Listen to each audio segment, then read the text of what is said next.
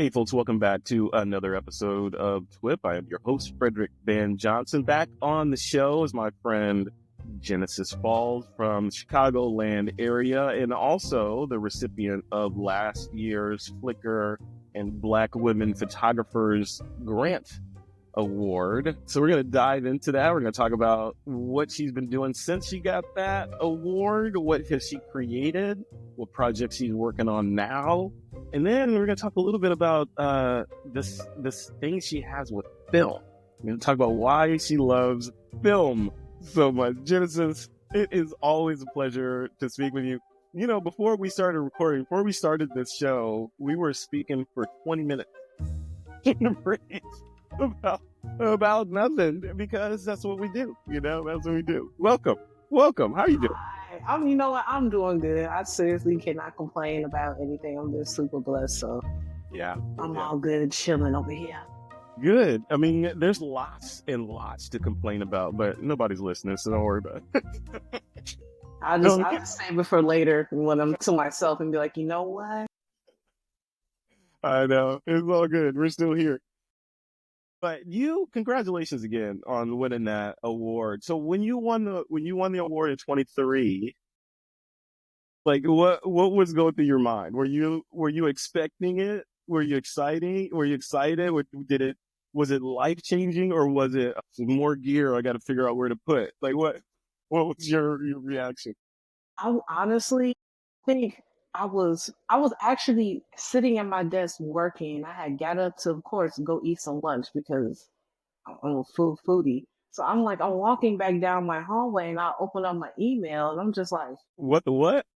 I'm like come again? Yeah. So I had written, I'm like, okay, and I don't know why, but it's just like my first mind was just like, okay, is this real? So I had to really look at the email and just be like, all right. Like, I was just like, but then I looked and I'm like, oh my God. I stood there and I just started crying, and I was just like, thank you, God. Yeah. Because I'm like, that was a blessing. It's something that was unexpected, and it was something that, you know what, I worked hard for it. I'm just like, when I submitted the picture, I was just like, why not? Like, the worst thing that can happen is someone telling you no. I'm like, you don't know until you try. So I was just like, shoot, let's try it and see what happens. Not thinking that I was going to get that email. That was one of the best emails ever. And that, I know, right? I've never gotten one of those emails, by the way. I don't want those people that win nothing. It could be two people up for a contest, the other person wins. It's all. But the whole idea of you never know until you try. I think that in a lot of ways is one of the keys to life and to success, right? Because most people talk themselves out of trying things and they don't try, therefore they automatically fail. Like even like submitting your photo, like you're like, what's the worst going to happen? They can say no and nothing changes, but the upside is humongous. So let me just do this. It costs me nothing, right? A lot of people are like, well, I'm not good enough yet. Maybe next year, or maybe I'll do this, or maybe I'll do that. And the reality is and the universe bears this out for me a lot. It's like, okay, I got to clean the garage, but I'm going to put it off. I don't want to do it. When I go out and just start, it's so like, oh, that's all I got to do. It's easy, right? I'll just knock that out real quick. When the lead up to it and the procrastination and the self-sabotaging keeps you from doing what you should be doing. Even in photography, it's like, oh, one day I'm going to go, I'm going to try this genre of photography because, it looks interesting, but not right now because I don't have the right stuff to do it. Just go try it. And then you'll be like, oh, wow, this is awesome. This is easier than I thought. Maybe I'll do more of this, right? Exactly. Has that borne out, like, for you and the stuff that you're doing? You seem like you're a forward kind of, I'm not going to wait for stuff type person. Is that true? I'm big on, I feel like some of my biggest, opportunities or things that, I worked on came from me just reaching out and just asking. Somebody, like I said, somebody's going to tell you, everybody's not going to want to do it. Everybody's not going to agree with your vision, your project, or regardless of how you present it. But hey, I'm still going to reach out and I'm still going to ask. And there's nothing wrong with that. And if someone tells you no, to not take that no personally, but take it in a way of like, all right, move around. You can still feel the feels, but sometimes, when you be like, dang, like, was messed up. But then, all right, how can I take what I'm feeling and use it as fuel to push forward for what I want and what I want to do? Yeah, yeah. I mean, not to make this a motivational podcast episode, but it's like the I can't help it. but I'm going to do it anyway, right? But it's like, the who is it? Who did it said? Tony Robbins. You remember Tony Robbins, the motivational speaker? Mm-hmm. And he said something one time that resonated with me around failure. And it's kind of a well known thing in Silicon Valley as well. Like these people that start companies are typically the successful companies are typically the ones that have failed a bunch of times, and then they go on to have this wild quote overnight success. But the saying goes that those failures are what make you a success because you learn from those. And without having those failures, you don't know where that line is. You don't know that, hey, maybe I shouldn't go down that road, or maybe I should do this. It's experience to make you better for the next thing that you attempt. Just like this, right? It makes you like all these like shooting. If you decide, hey, I want to try out macro photography, you go shoot macro, and you're like, oh, I don't like this. This is too involved. Whatever reasons, at Mm-hmm. least you tried it, and whatever nuggets that you learned along the way of trying it, you can apply to the next thing that you do. So, moral of the story, as I sit here preaching, should play some music in the background while I'm saying, Don't get me started because I'll be right along with you. the Church of Light is what we're doing here. So let's talk. So we talked about the last year's award, which is amazing. We're going to do it again this year, right? And you're going to be up there. Excited. You get to be the person that's gonna be talking to the people that are in contention for this. So that's gonna be exciting. And I'll be hosting. So we'll be there doing it together. I'm curious though, like the we were talking about this before we started the podcast, the Black Women Photographers Organization, that group.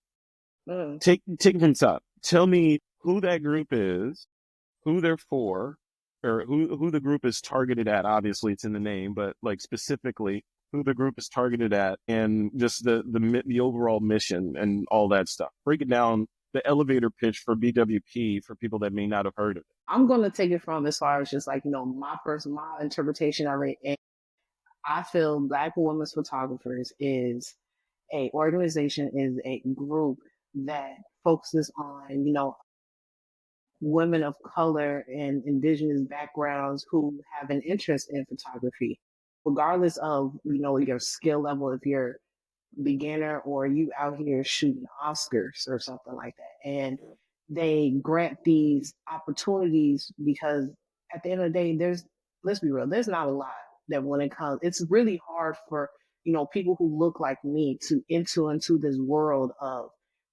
photography. And you really have to grind and grind and grind and really work hard to even get 2% of what the next person gets. And I feel like Black women photographers really provides those opportunities, whether it's, you know, grants, it's, information sessions with, what people looking at your portfolio or going on hosting different like group walks or group events in the city or the state that you're from. And it just gathers everyone together with these resources and just creates this foundation of just like saying, hey, I can do this. I know I can do this. And I know I have the backing with BW go forward and move forward.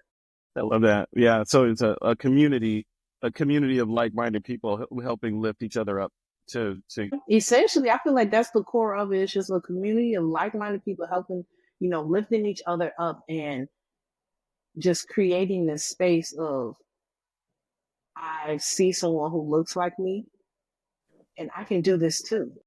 yeah.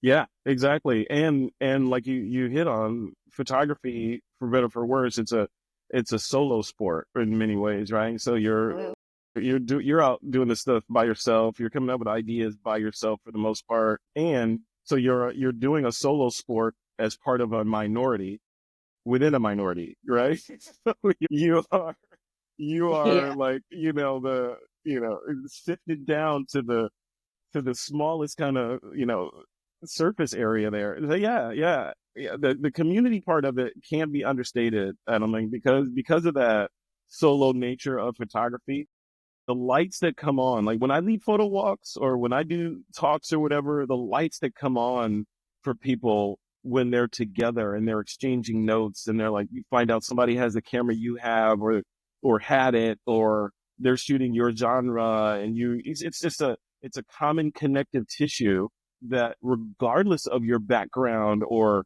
your level of melanation, you kind of can meet on that common ground and talk the language of light and composition and exposure and all that. So yeah, that's amazing. Yeah. So kudos, BWP. Thank you for putting that together. Do more like that. We need more, No, seriously. we need more. Absolutely. So let's switch gears a little bit. I got my notes here just so I stay on track. Before I get to some of this other stuff, because I want to talk about children at play a little bit, and then some of the stuff that you're working on next. Can we talk about film? We got to talk about film. Oh, let's go. We got to talk about film. Because film, let me tell you, because we talked a little bit before we started recording, and I told you I have a background in film. When I was in the Air Force, I used to as a base level photographer initially, and then a combat photojournalist. Ultimately, it was film. I mean, for the most part, in the beginning of my career, we shot film. We had a big old refrigerator full of every kind of film you could imagine, from 35 millimeter black and white all the way up to 4x5 sheet film. And we had to know how to shoot all of it. We did 4x5 sheet film in studios for like officers and, VIPs. We would do their portrait with the flag in the background and all that. And then we would go grab our Nikons and go out in the field and do stuff, all the things. We had to be disciplined in everything. And then the medium format cameras was for like official things that were too important for 35 millimeter at the time, but not, you couldn't take a 4x5 out there. So we take the medium format, like out to the flight line. Let's say an Air Force One landed on the flight line, you take a medium format camera out there and put it on tripods. That way, you look like a real photographer. You're doing all the things. But film, here's the film. So film, I told you I'm a recovering film shooter, because I had to shoot. Let me roll back from that. We had to roll our own film we used to buy bulk film. We had to roll it in the dark room, go shoot it, bring it back, process said film ourselves in the dark room, and then sit in the enlarger and print our film, and then hand it, package it up, put the work order and stuff together, and deliver it to the client. When they came in, they would come in to get their pictures. The photographer that shot it had to go in and hand them it over so they could look at it and give any comments. Say, yeah, this is too dark. Could you reprint this or whatever? So we make our little grease sketches on or whatever with a grease pencil back into the darkroom. Then enter digital, and all that went away. It's like it's all in Photoshop now, and I can do everything and more than I ever imagined in Photoshop.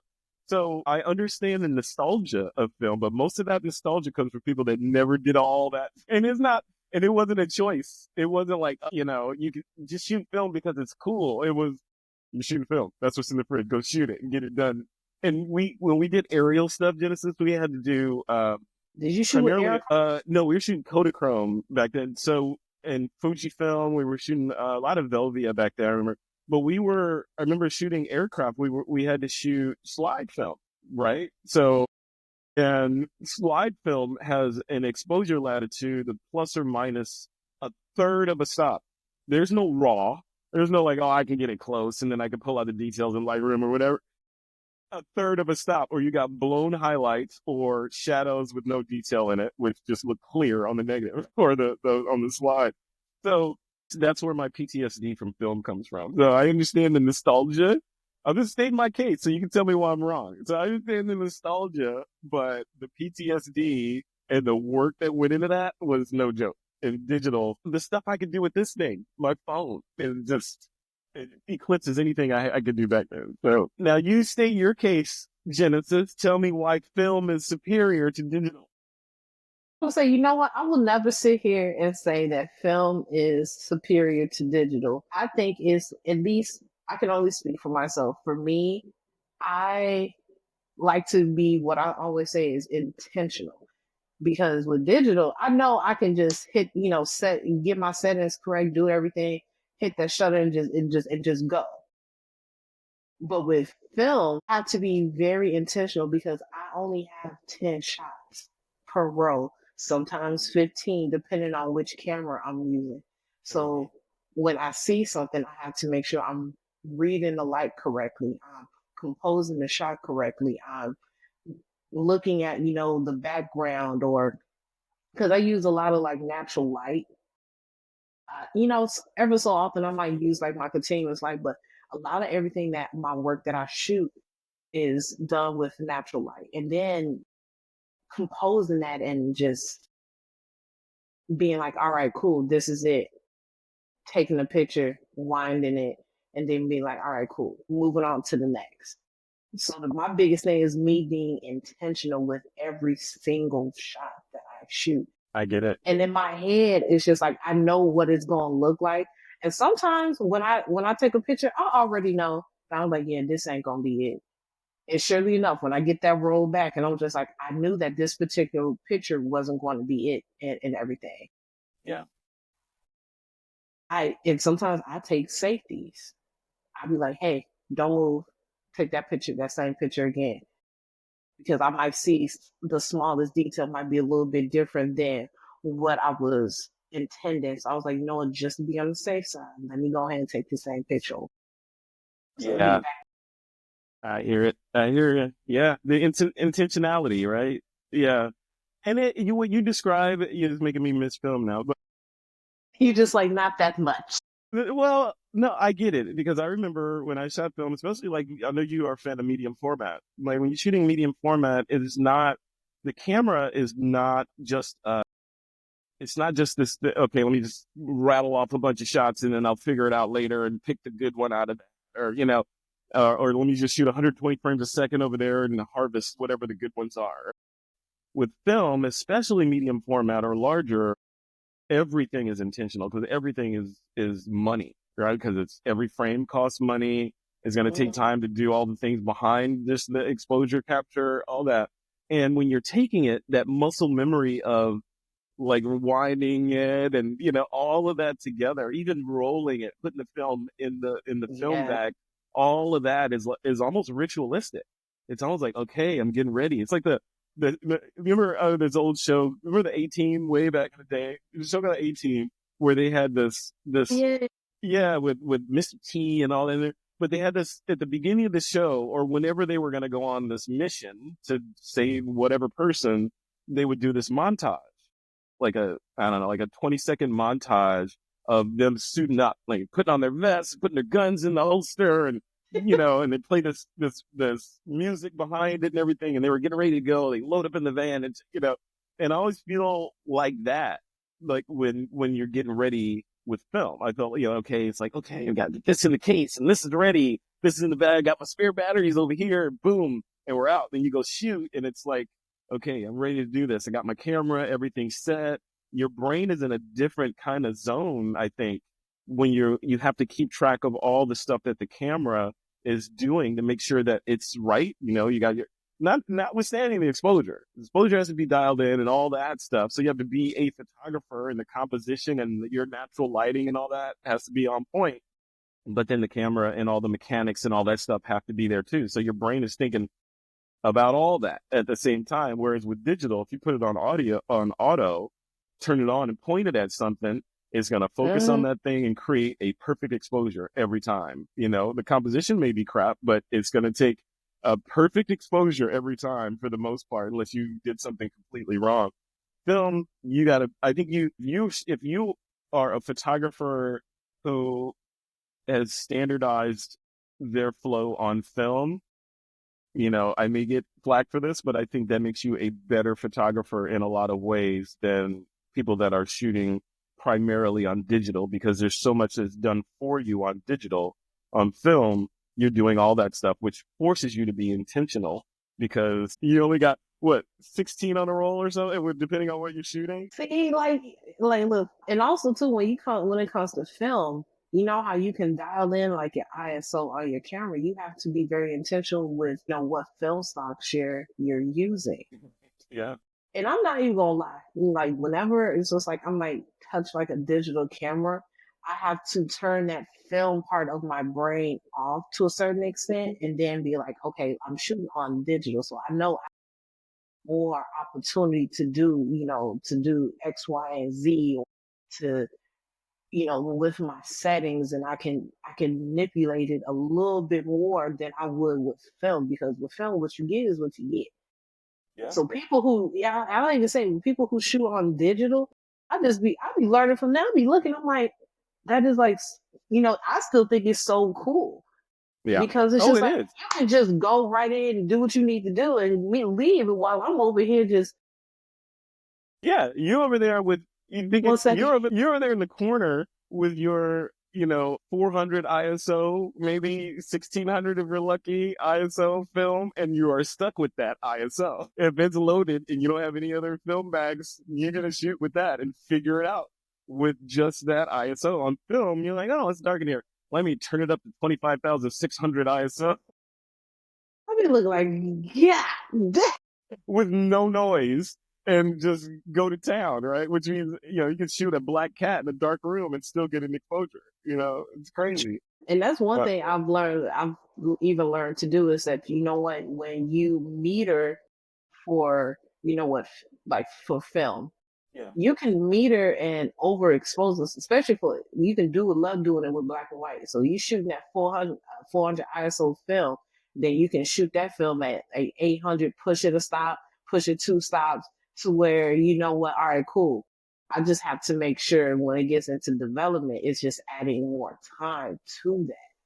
So I've been doing that a lot, because I'm like, all right, cool. It might be a situation where it is a little bit darker, and I might not have a lot of that natural light.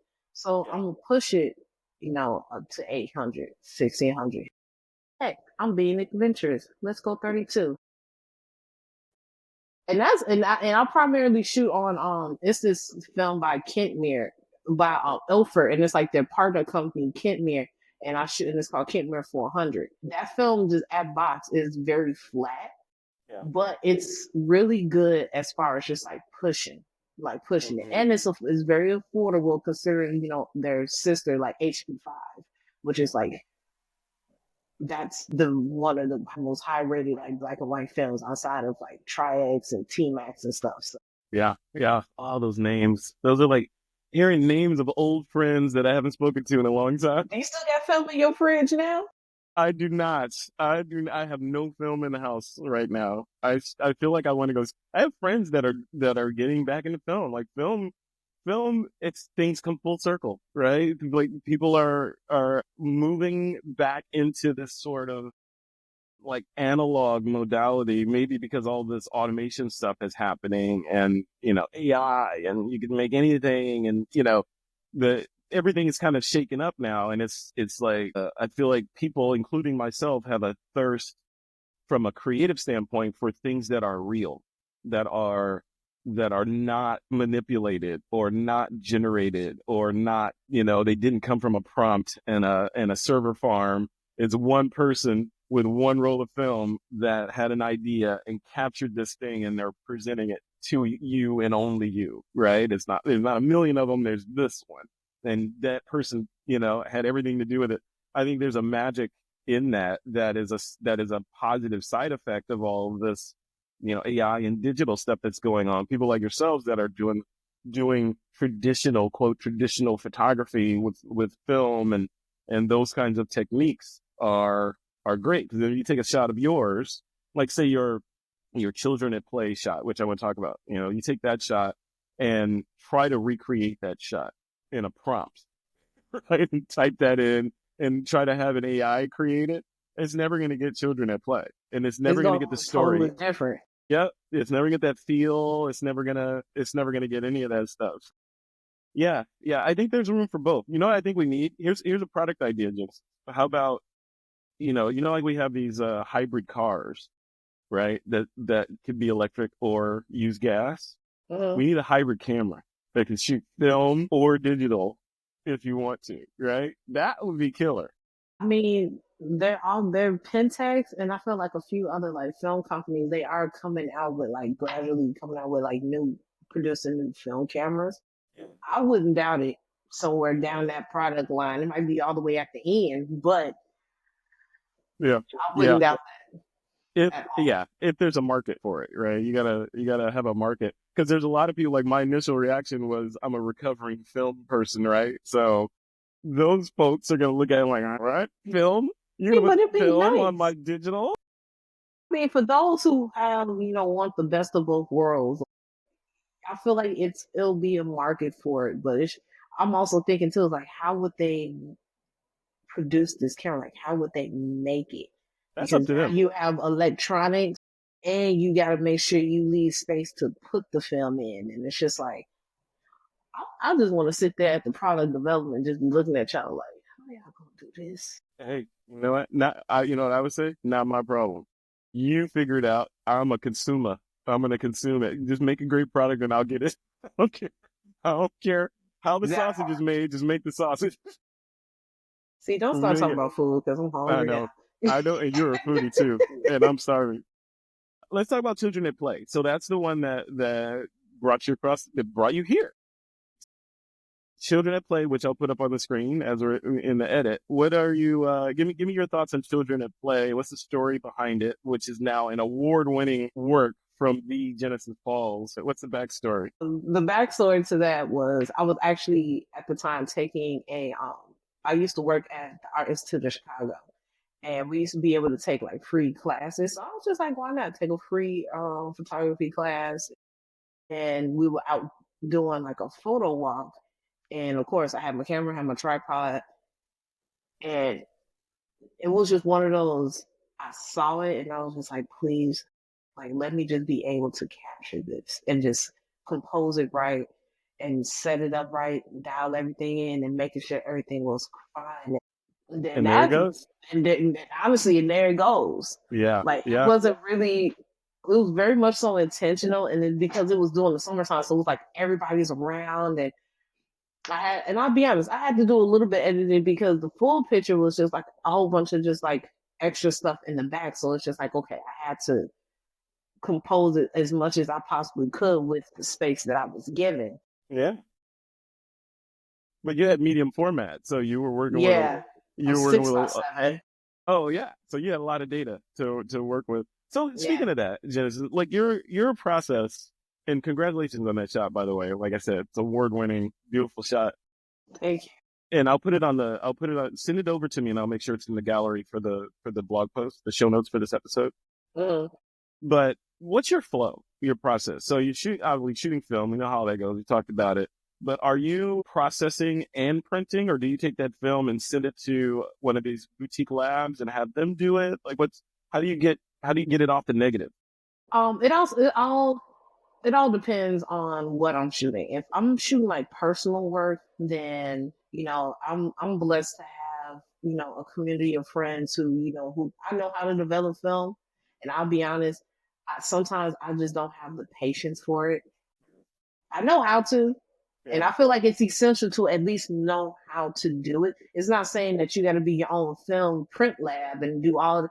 it's a lot. At Yeah, least know how to do it, but like I said, I'm blessed to have friends who, develop film. So I just, like, hey, can you do X, Y, Z? And they be like, oh, sure. it's And cool. they'll develop it, scan it, give it to me.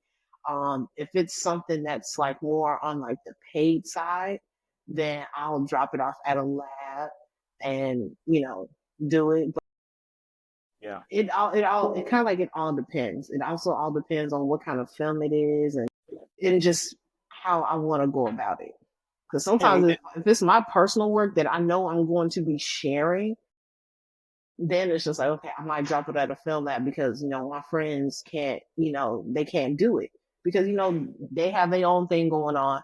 And I'm big on not encroaching on anybody's time and space. But if I can wait like 3, 4, 5 weeks, I'm like, I mean, I tell them, go, I don't care. right, right. Yeah, and then it's a surprise when it comes back. It's, oh, yeah, thank you. I remember that. Yeah, I know. Yeah, So yeah.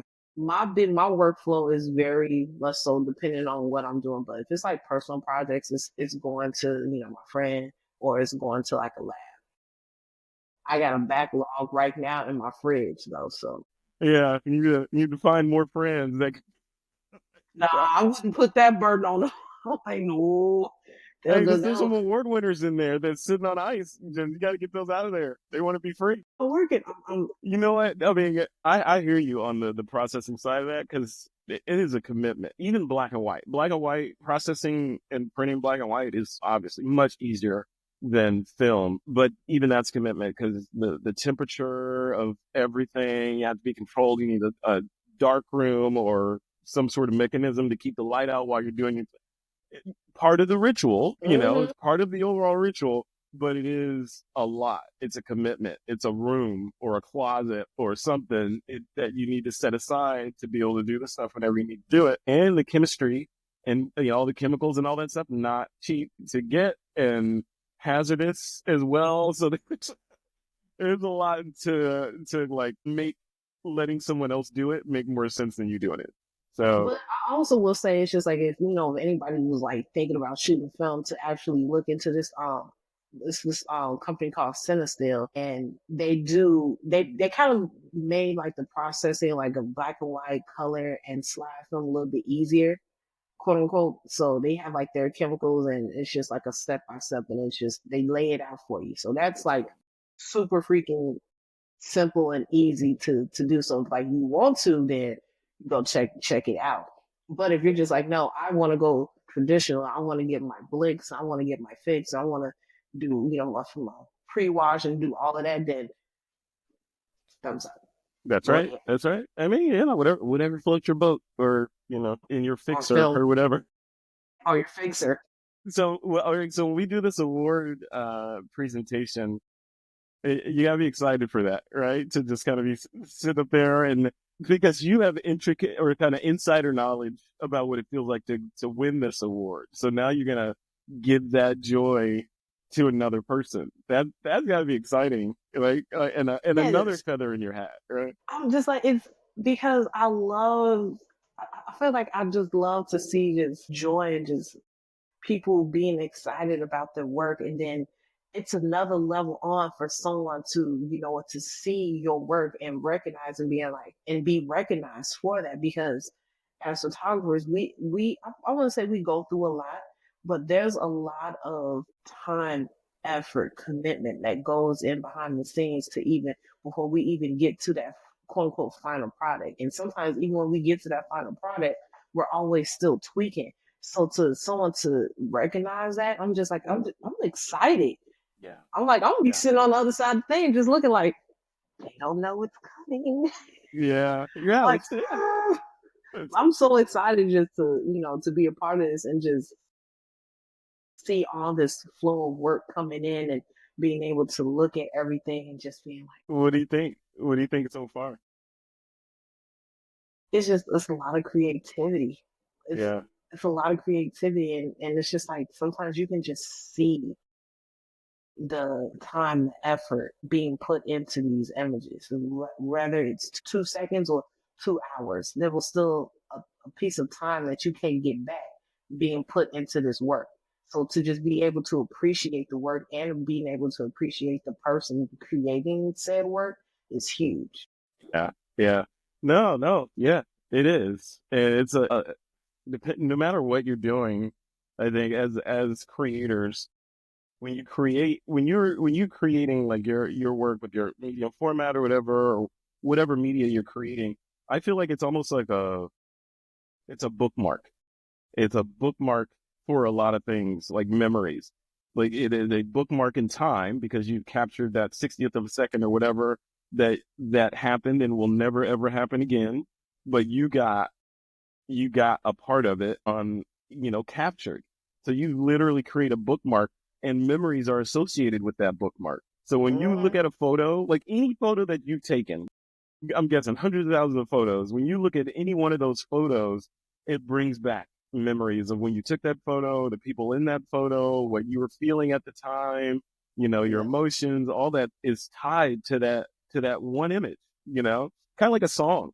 Like you ever have a song imprint on you, and, your favorite song, and then you hear it again 10 years later or whatever, and it's like, it takes you exactly back to that breakup you were dealing with or that Yeah. whatever, right? It brings it all back because it's tied to that to that piece of media. Same with your photos. It does the exact same thing. Yeah, So because I can yeah, always look at my work and tell, like, okay, what I was thinking, how I was feeling. And I can also look at my work and tell it's just like, okay, I really wasn't in a, I wouldn't say a good headspace, so I wasn't being more intentional than I know that I could be. Because sometimes we can be our own biggest critics. So it's just like I'm looking at my work and I'm just like, yeah. But then when I look at work where I'm just like, it was spot on, it was what I wanted, I'm just like, yes, this is what it looks like when I'm truly being intentional and forward thinking and paying attention and composing things right and just focusing fully on what I'm doing rather than it just being like, all right, I'm just pressing the shutter. yeah. See, all this is good advice for the people that are participating in this and hoping to be sitting in your spot next time around. So I want to ask you this: if you had one piece of advice to give to people that are hoping to win this grant and are shooting their hearts out and creating these memories, what would it be? If I had one piece of advice for people, who are wanting to participate or who are like thinking about participating, I would say to not be too hard or critical on yourself, on your work. Just go through, find, as with the theme and everything, find something that you feel best represents not only yourself but the theme, and submit it.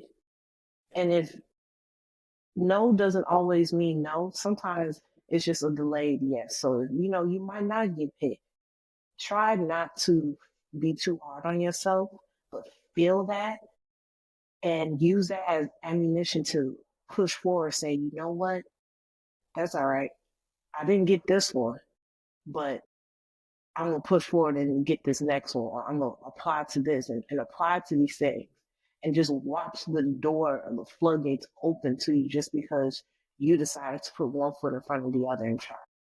Yep. And not give up because of whatever reasons. Like somebody said that you're not good enough, or what are you doing with this photography stuff? You really should just be a whatever, right? Yeah. Exactly. Like stay the course, press forward as long as you feel like it's And have fun necessary with it. and have You fun. know, have fun with it. Sit down, you submit, looking for something to submit. Sit down and romanticize looking through your work and picking an image and everything and just having that moment and just enjoy that moment because sometimes we don't get a lot of these moments all the time. So just enjoy that moment. Yeah, I love it. Yeah, enjoy what you're doing. Yeah, sage advice. Let's end on this. What that is? That is. What's coming up next? What are you working on next? Like, Um, what projects have you excited? Are you got any trips coming up? Are you got any like shot ideas that are burning your brain that you got to get done? I do have one thing that's coming up, but I can't really say anything on that yet. But one of the main projects that I'm personally working on is a project that focuses on, other artists of color, regardless of their artistic medium, and kind of telling a different side to them. So it's just like, who are you outside of what you love to do or what you like to do? So it's just a personal project, just because, like, when I was getting into photography, it was, you really had to dig a little bit to try and find like other artists that look like me and trying to find that inspiration. So it became important to me to be able to share that and share other artists' stories and outside of it. Yeah, that's me being professional, not silencing my phone, but we can edit that or not. This is live. This is real life, people. As they used to say in film school, we can just fix it in post. We can fix it. We say it everywhere. We're gonna fix it in post. Fix it in post. Okay, this has been great. We gotta do this more. I can't wait when we sit down and do the live stream. That's gonna be fun. So it's gonna be just like this, but you know, more. I know, I know, I'm just like, what hat am I going to wear? I No, want that. I'm stealing that hat when I come to no, Chicago. you're So not. No, yeah, you're not. saying yeah. No, you're Mark not. my words. That hat will I'm be marking you. mine. Would you like them notarized too? Yes, do whatever you need to do, but that hat is coming back to California with. Don't get used to it. Too late. This is like the third time wearing it because So Oh man. I'm All used right, to it dude. now. This has been fantastic. And I'll let you go. If people want to connect with you, I know you have an Instagram. What's your Instagram profile? I'll put it up on the screen and everything, but what's the best place? So if people will want to connect with me or, check out my work or check out the project that I've been working on, I've been posting about, you can find me at Geno_Tatted. So everything's lowercase, GENO_TATTED on Instagram. Got it. Got it. I'm looking at it right now. Very cool. Very cool. Yeah, and I'll put that on the screen and follow Genesis Falls on Instagram. Excellent. Thumbnail. This Yeah. way. Yeah, because if we get you, let's say if this interview generates another, I don't know, let's call it 300. I'm pulling a number out of the sky. 300 people subscribe to you. I'm definitely taking that hat. You know what? If that's the case, then yeah, it's on film. I will Yeah. try my best to either find the same exact hat Yeah. or find you one similar. Like, I will find you the same exact hat or find something that looks incredibly similar, and I'll send it your way. Okay. How about that? Deal. Deal. Yeah. Deal. All Then I'll right. have. You're gonna have to come down and visit, and then that way I can you know, hand you because I feel like I feel comfortable enough with you touching one of my cameras and just being like, yeah, let's go out and shoot. Yeah. Let's do it. Let's do it. You know what? Let's talk about it. Maybe a photo walk or something in the future is in our future of Chicago, downtown Chicago, or here you go. Here's something that's up your alley. How about a photo walk during the Taste of Chicago? Mm. Mm. The We're wheels gonna on call turn. it Shoot and Eat with Genesis. You know, there you I see. go. I can't do both on that one. That's the tourist in me. I'm just like, Yeah. I gotta eat. I just put the camera in my bag and just like give me Can't like cross 10 the minutes. streams. I can't cross the street, so I can't do it. Got food, stuff all over my hand. I'm just like, yeah, can't do it. I know. I know. All right, we'll leave it right there. Genesis, thank you. Thank you for coming on. Congratulations on your win in 23, and congratulations on what you're about to do when we do this live stream. Handing the torch to the next person. So yeah, this is great. This is really cool. I appreciate you. All right, likewise. Enjoy your week, and I'll talk soon.